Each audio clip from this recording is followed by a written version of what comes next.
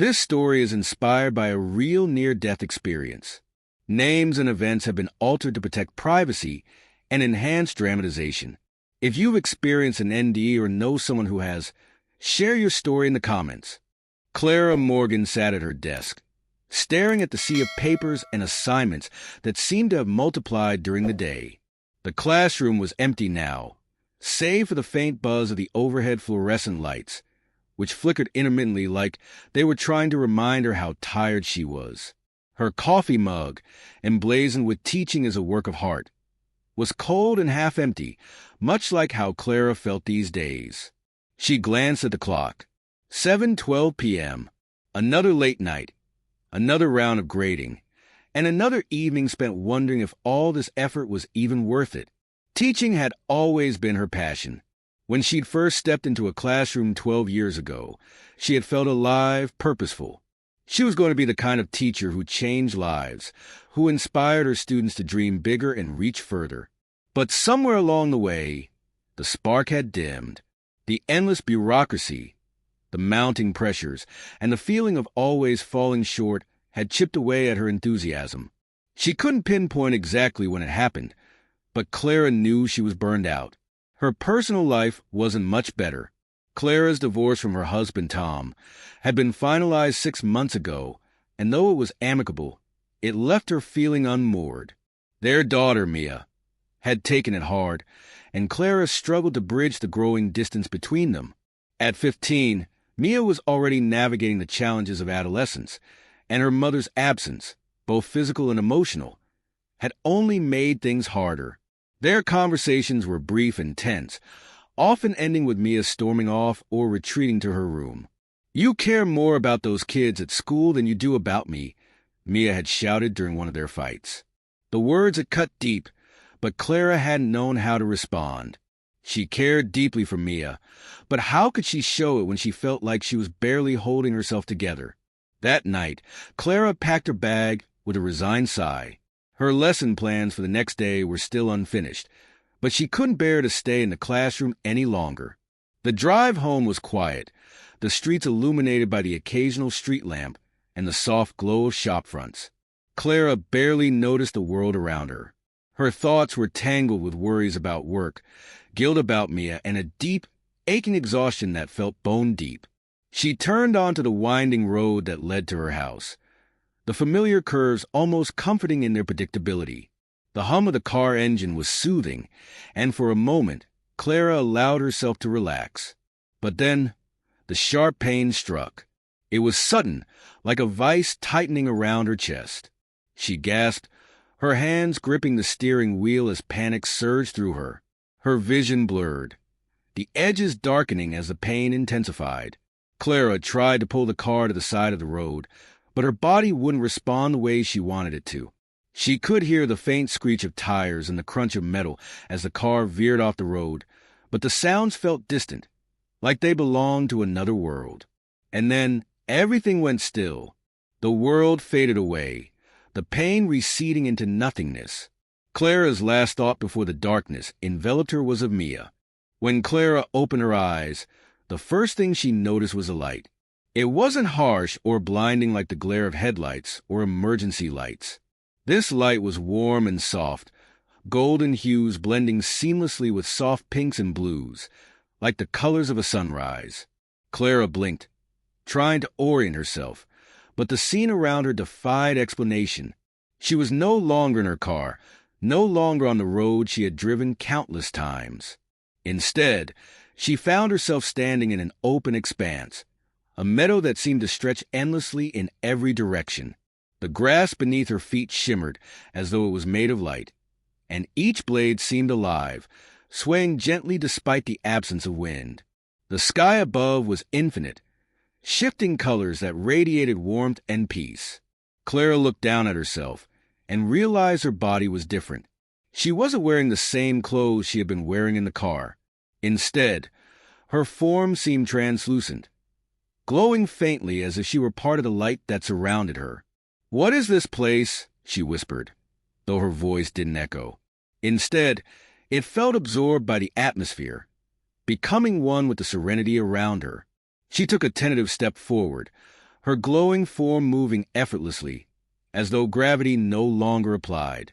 With each step, the meadow seemed to shift subtly, the colors deepening and the light growing warmer.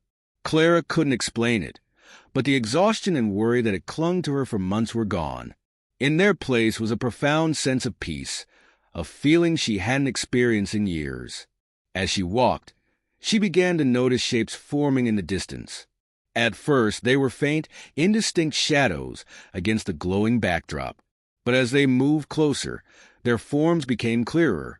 Clara's breath caught in her chest, or whatever she had now in its place, when she recognized the faces. Sarah, Ethan, she whispered. The siblings had been in her first class as a teacher, bright and full of potential. Their tragic deaths in a car accident had been a devastating loss, one that had stayed with Clara even years later. But here they were, standing before her, their faces radiant and their expressions filled with warmth. "It's us, Mrs. Morgan," Sarah said, her voice carrying a depth and clarity that made it unmistakable. Ethan stood beside her, smiling the same shy smile Clara remembered so well. Clara felt a lump rise in her throat. How is this possible? You're... She couldn't bring herself to say the word. Sarah stepped closer, her glowing form exuding a warmth that Clara could feel even without touch. "We're here to show you, Mrs. Morgan. You've always wondered if your work mattered, if you made a difference. You did, more than you know." Before Clara could respond, another figure emerged from the light. This time, it was someone she hadn't seen in decades, Mrs. Evans, her own high school English teacher, the woman who had inspired Clara to pursue teaching, who had shown her the power of words and the importance of nurturing young minds. "Clara," Mrs. Evans said, her voice filled with kindness and understanding, "you've touched so many lives, but you've forgotten to care for your own."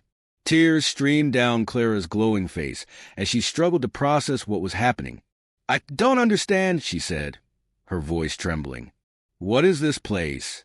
Why am I here?" Mrs. Evans gestured toward the horizon, where the meadow seemed to dissolve into a shimmering expanse of light. "You'll understand soon," she said. "Come with me." Clara followed Mrs. Evans, Sarah, and Ethan as they moved toward the light. Each step felt effortless, as though the meadow itself was guiding her forward. The closer they got, the brighter the light became, until it enveloped them completely. Clara expected it to be overwhelming, but instead, it felt like a warm embrace, as if the light were alive, aware, and welcoming. When the light receded, Clara found herself standing in a new space, an infinite web of glowing threads that stretched in all directions. Each thread pulsed gently, radiating energy that seemed to hum with life. Clara reached out to touch one, and the moment her hand made contact, a scene unfolded before her eyes. She was back in her classroom, standing in front of a boy named Jake. He had been struggling with his parents' divorce, and Clara had stayed after class one day to talk to him. In the scene, she saw herself kneeling beside him, offering words of encouragement. What surprised Clara wasn't the memory itself, but the way she could feel Jake's emotions as though they were her own, the relief, the gratitude, the sense of hope her words had given him. The thread shifted and a new scene appeared. This time, it was a moment Clara hadn't thought about in years. She had been grading papers during lunch when a student came to ask her a question. Overwhelmed and stressed, Clara had brushed the student off, barely looking up from her work. Now, she could feel the disappointment and hurt that her dismissal had caused. Scene after scene unfolded, some filling Clara with pride, others with regret. Each moment was connected to another, forming a complex tapestry of interactions and emotions. Clara realized that every action she had taken, no matter how small, had sent ripples outward, affecting others in ways she had never imagined. "You're part of something much greater," Mrs. Evans said, her voice gentle but firm. "Every choice you make matters. But you've lost sight of that. You've lost sight of yourself." Clara felt a deep ache in her chest, not from pain, but from the weight of understanding. She had spent so much of her life pouring herself into her work, trying to be everything for everyone, that she had forgotten to nurture her own soul. As she stood there, surrounded by the glowing threads and the presence of those who had guided her, Clara felt something she hadn't felt in years: clarity. Clara stood in the infinite web of glowing threads, each one pulsating with light and radiating a gentle hum that seemed to resonate deep within her. She couldn't quite comprehend how she was here, or why this vast, interconnected network seemed so familiar, yet so impossible. Each thread felt alive, vibrating with energy and emotion, like a living tapestry woven from countless lives and moments. Mrs. Evans stood beside her, her glowing form radiating warmth and wisdom. "This," Mrs. Evans said, gesturing to the threads, "is the fabric of connection. Every action, every word, every choice we make sends ripples through this web. It binds us together, even when we think we're alone." Clara reached out to touch one of the threads. The moment her fingers brushed it, the space around her transformed. She was back in her classroom, standing at her desk during a rainy afternoon. In front of her was Jake, the boy who had struggled with his parents' divorce. Clara remembered this moment vividly. Jake had been on the verge of tears, his hands clenched into fists as he tried to hold himself together. "You don't have to be perfect," Clara had told him, kneeling to meet his gaze. "It's okay to feel scared, to feel angry. What matters is that you keep going. You're stronger than you think." Now, as she watched the scene unfold, Clara felt Jake's emotions as though they were her own. She could feel the weight he had been carrying, the relief that her words had brought him, and the flicker of hope that had begun to grow inside him. She saw how that moment had rippled outward, giving Jake the strength to face his challenges and eventually find success in his studies. It wasn't just a kind gesture, it had changed his life. Before Clara could fully absorb the moment, the thread shifted and a new scene appeared. This time, it was a memory she had nearly forgotten. A student named Lily had approached her during lunch, nervously clutching a paper in her hands. Clara had been swamped with work that day, buried under a mountain of grading and lesson planning. When Lily had tried to ask for help, Clara had waved her off, barely looking up. Now! Clara felt the sting of Lily's disappointment. She saw how the girl had walked away, her shoulders slumped and her confidence shaken. The thread rippled outward, showing how that moment had affected Lily's willingness to seek help in the future. It wasn't devastating, but it was a small wound that had lingered, shaping Lily's perception of herself and her abilities. The realization hit Clara like a wave. Every moment, no matter how small or insignificant it had seemed at the time, had mattered. Each choice she made had created ripples, touching the lives of her students in ways she had never imagined. The thread shifted again, and another memory unfolded. This time, it was a parent-teacher conference with the parents of Sarah and Ethan, the siblings she had seen earlier in the meadow. Sarah had been struggling in math, and her parents were worried about how it would affect her self-esteem. Clara had spent hours after school tutoring Sarah, helping her build her confidence and master the material. The memory filled Clara with a sense of pride and fulfillment, but it was what came next that truly moved her. The thread rippled outward, showing the impact of her efforts. Sarah had gone on to excel in her studies, eventually pursuing a degree in education. In the vision, Clara saw Sarah standing in a classroom of her own, teaching a group of eager young students. The realization brought tears to Clara's eyes. Her actions had planted seeds that had grown into something far greater than she could have imagined. But not all the moments were filled with pride. Another thread showed a staff meeting where Clara had been frustrated and short-tempered. A fellow teacher had shared an idea for improving lesson plans, and Clara, overwhelmed and distracted, had dismissed it without consideration. She now felt the sting of her colleague's hurt and the discouragement that had followed. The ripples from that moment spread outward, touching other threads and altering the dynamic of their collaboration. The web of threads continued to shift, showing moment after moment from Clara's life. Some were triumphs, staying late to help a student prepare for a big exam, organizing a school play that brought shy students out of their shells, offering a comforting word to a colleague who was going through a tough time. Others were moments of failure, a sarcastic remark made in frustration, an opportunity to connect with a student or parent that she had let slip by. Each moment, whether positive or negative, had left its mark on the web. "You see now," Mrs. Evans said, her voice breaking through the cascade of memories. "Your life has always mattered, Clara. Even the smallest actions create ripples that extend far beyond what we can see. But it's not just about what you've done for others. It's about how you've treated yourself." Clara turned to face her former teacher, her glowing form trembling with emotion. "I've given so much," she said, her voice heavy with guilt. "But I've also failed so many times. And I've forgotten how to care for myself."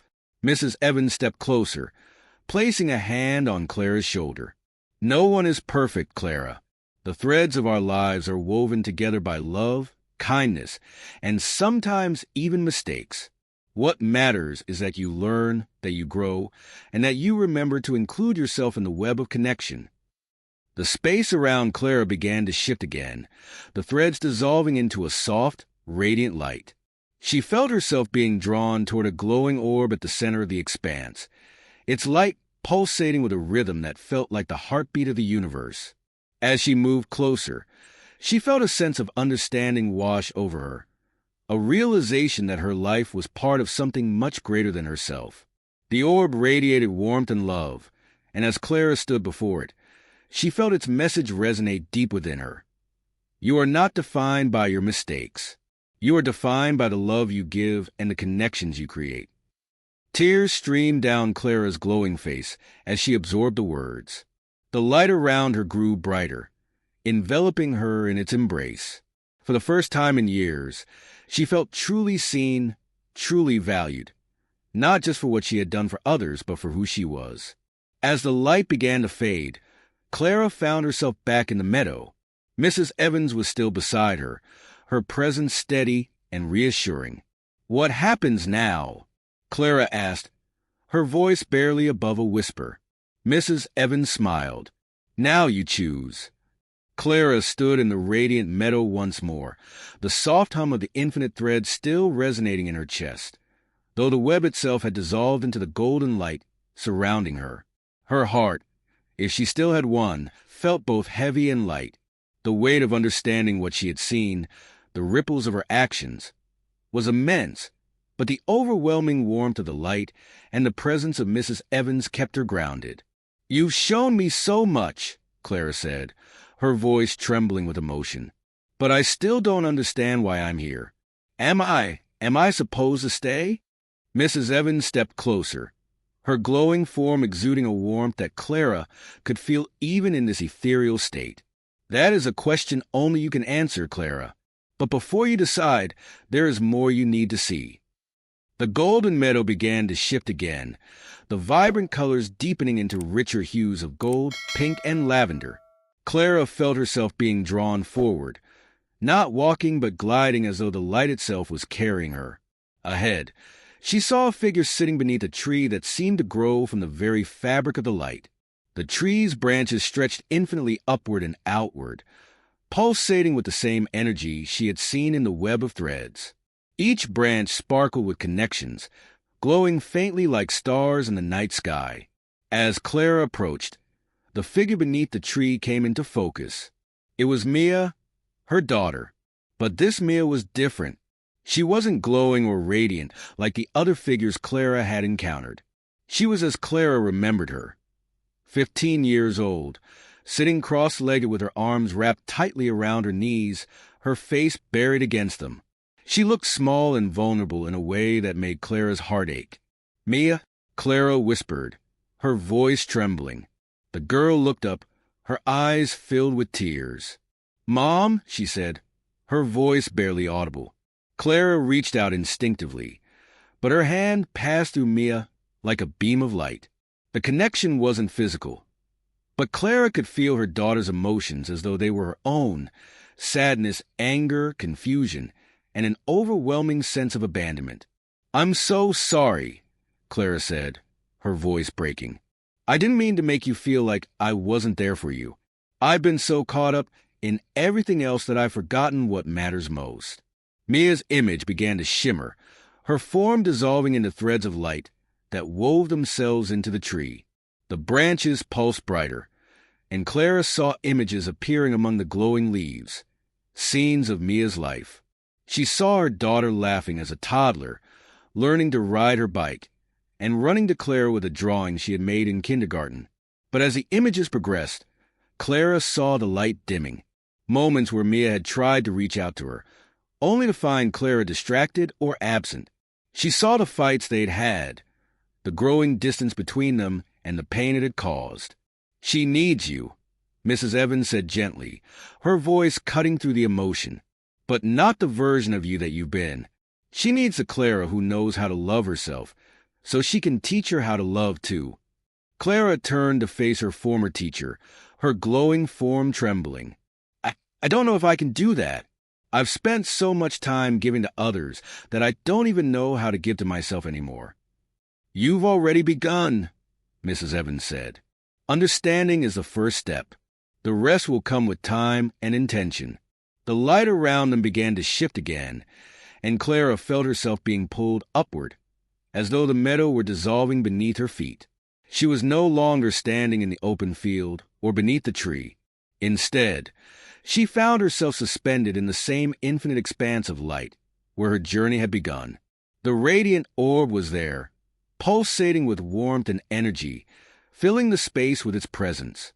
Clara instinctively moved closer to the orb, feeling its pull like gravity. As she approached, the light grew brighter, enveloping her completely. For a moment, she couldn't see or hear anything, only feel. The sensation was overwhelming, like being immersed in pure love and understanding. She felt every part of herself laid bare, her triumphs, her failures, her fears, and her hopes, and yet there was no judgment, only acceptance.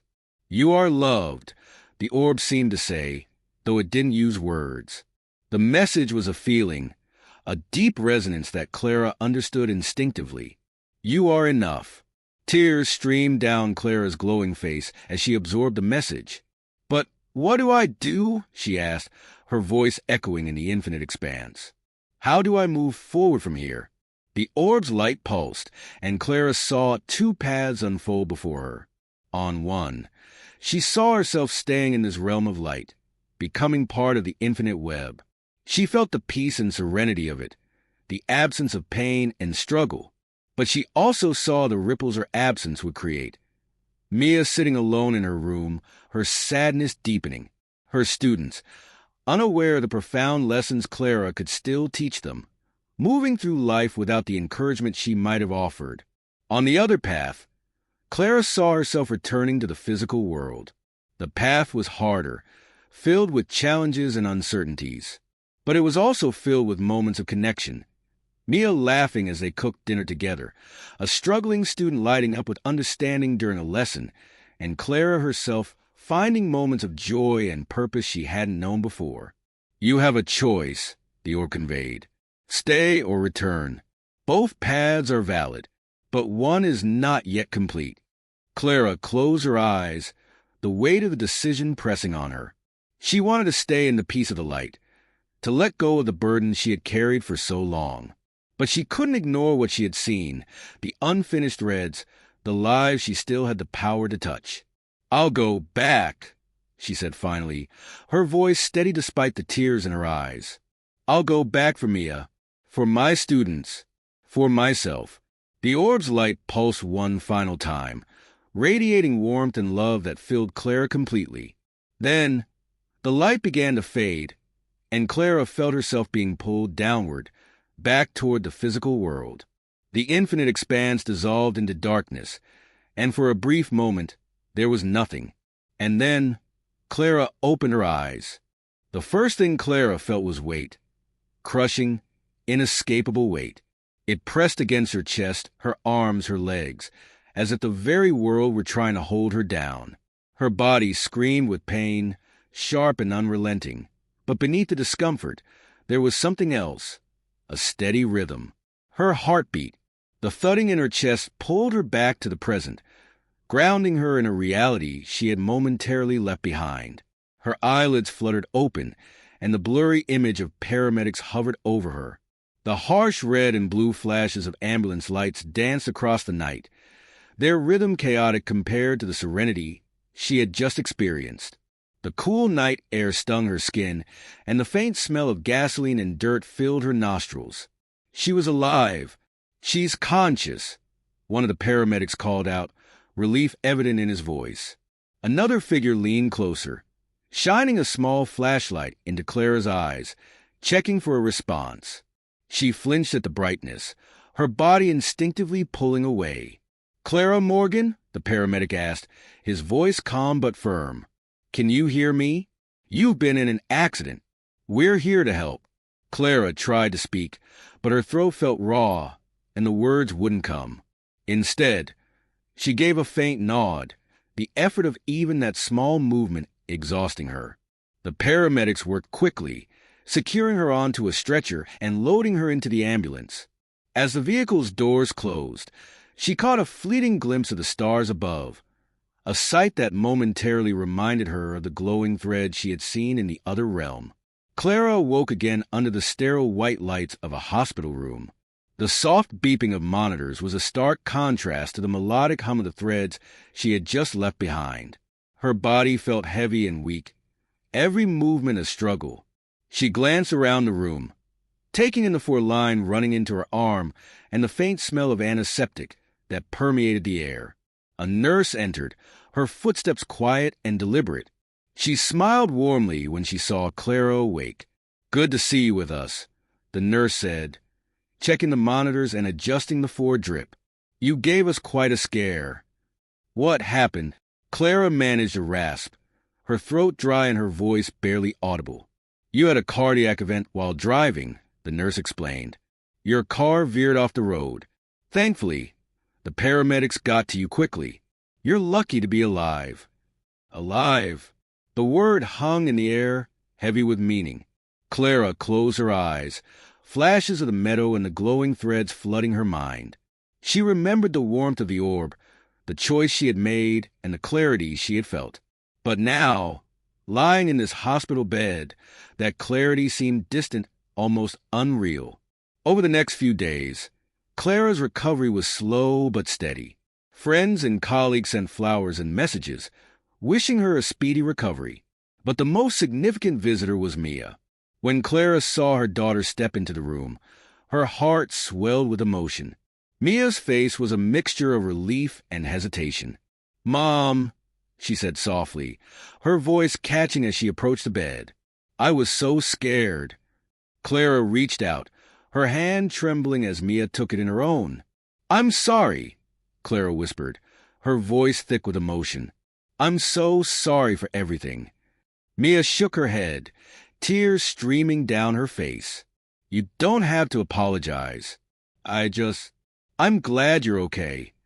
They sat together in silence, holding hands, the weight of their unspoken words filling the room. For the first time in years, Clara felt a sense of connection with her daughter, a thread that had been frayed but not broken. As the days turned into weeks, Clara couldn't stop thinking about what she had experienced during her near-death experience. The meadow, the glowing threads, the messages from Mrs. Evans, all of it lingered in her mind, vivid and unshakable. She tried to rationalize it, to fit it into the framework of logic and science she had always relied on, but it resisted explanation. One evening, as she sat in the hospital bed staring out the window at the setting sun, Clara finally allowed herself to accept what she had seen and felt. It wasn't just a hallucination or a trick of her brain. It was real. Maybe not in the physical sense, but in a way that mattered far more. It was a reminder, a second chance, a call to live differently. When Clara was discharged from the hospital, she returned home with a new sense of purpose. The first thing she did was sit down with Mia, no longer as a frazzled mother trying to juggle too much, but as someone who was fully present. "I want to start over," Clara said, her voice steady. "I've been so focused on everything else that I've lost sight of what's important. You. Us." Mia nodded, her eyes shimmering with emotion. "I'd like that." Their conversations became more frequent and more meaningful. They started cooking dinners together, taking walks in the park, and sharing moments of laughter that had once felt impossible. Clara began to see the threads of connection she had neglected and started weaving them back into her life. When Clara finally returned to her classroom, everything felt different. The room was the same, the faces of her students familiar, but Clara herself had changed. She no longer approached her work with the same frantic urgency. Instead, she focused on being present, on building meaningful connections with her students rather than chasing unattainable perfection. One afternoon, a student stayed after class, hesitant but hopeful. Clara recognized the look in their eyes, the same look Jake had worn so many years ago. This time, she didn't brush it off. She listened, offering words of encouragement and support, and saw the relief wash over the student's face. As the student left, Clara felt a familiar warmth in her chest. She thought of the web of threads, the glowing tree, and the orb's message, "You are not done." She smiled, knowing she was exactly where she needed to be. Clara stood in her classroom, watching her students bustle about, preparing for a group project presentation. The soft hum of conversation filled the air, punctuated by the occasional burst of laughter. It was a scene she had witnessed countless times before, but today, it felt different. Clara herself felt different. For the first time in years, she wasn't rushing to grade papers, jotting down notes, or anxiously checking the clock. Instead, she was fully present, her focus entirely on the young faces that filled the room. Her near-death experience had changed everything. Clara no longer saw her role as a teacher as just a job or a series of tasks to complete. She saw it as a web of connections, each thread linking her to her students, her colleagues, her daughter, and herself. The overwhelming message she had received during her time in the Radiant Realm stayed with her. Every action matters. Every connection has meaning. The first thing Clara had changed after her recovery was how she approached her work. Instead of obsessing over perfection or feeling crushed by administrative demands, she began focusing on the moments that truly mattered. She started leaving school earlier, making time for herself and her daughter, and trusting that her efforts in the classroom were enough. Clara also began speaking to her students differently. She listened more intently, offering words of encouragement and fostering an environment where they felt safe and valued. She started a new tradition, ending each day by asking her students what they were proud of. At first, they were shy, hesitant to share. But over time, they opened up, and the answers began to reveal the small victories she might have otherwise missed. Moments of courage, kindness, and growth. Her colleagues noticed the change, too. Clara had once been known as a solitary figure, often too preoccupied to connect. But now, she made an effort to reach out. She offered support to newer teachers, sharing her own struggles and experiences to help them navigate the challenges of the profession. She found that these connections nourished her in ways she hadn't anticipated, weaving her more tightly into the fabric of her school community. The transformation in her relationship with Mia was perhaps the most profound. They had spent so many years at odds, each retreating further into their own worlds. But now, Clara approached her daughter with the same care and attention she gave her students. She made space for Mia, inviting her into conversations without pushing. Slowly, the walls between them began to crumble. One evening, as they cooked dinner together, Mia turned to her with a thoughtful expression. "You're different now, Mom," she said. "It's like you see me more." Clara smiled, her heart swelling. "I do see you, Mia, and I'm sorry it took me so long." Their evenings became a cherished ritual, cooking, walking, or simply sitting together and talking about their days. Clara no longer felt the guilt that had once consumed her. Instead, she felt gratitude for the second chance she had been given to repair their bond. Clara had kept her near-death experience private at first, unsure how others would react.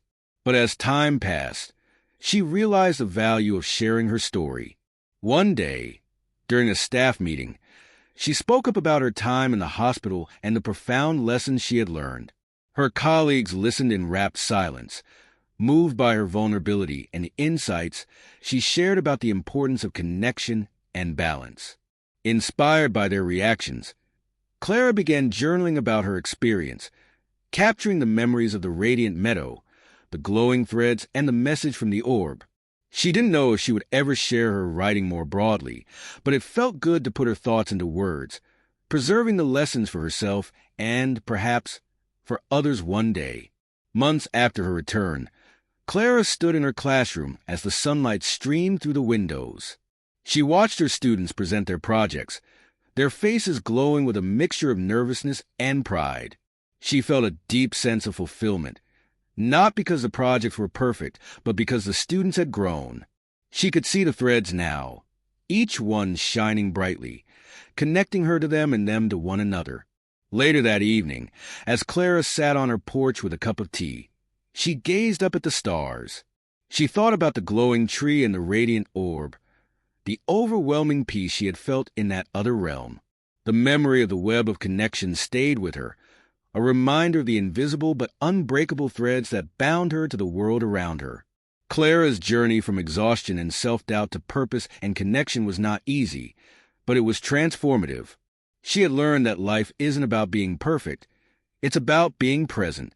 It's about the small moments, the quiet gestures, and the unseen ripples that shape the lives of those around us. Have you ever wondered how your actions might ripple through the lives of others? Take a moment to reflect on the connections in your own life, the people you've touched, the moments you've shared. How might you live differently if you knew every action mattered? If this story inspired you, please like, comment, and subscribe for more life-changing journeys. Share this with someone who might need a reminder of the power of connection. Let's start a conversation about how we can create a brighter, more connected world, one thread at a time.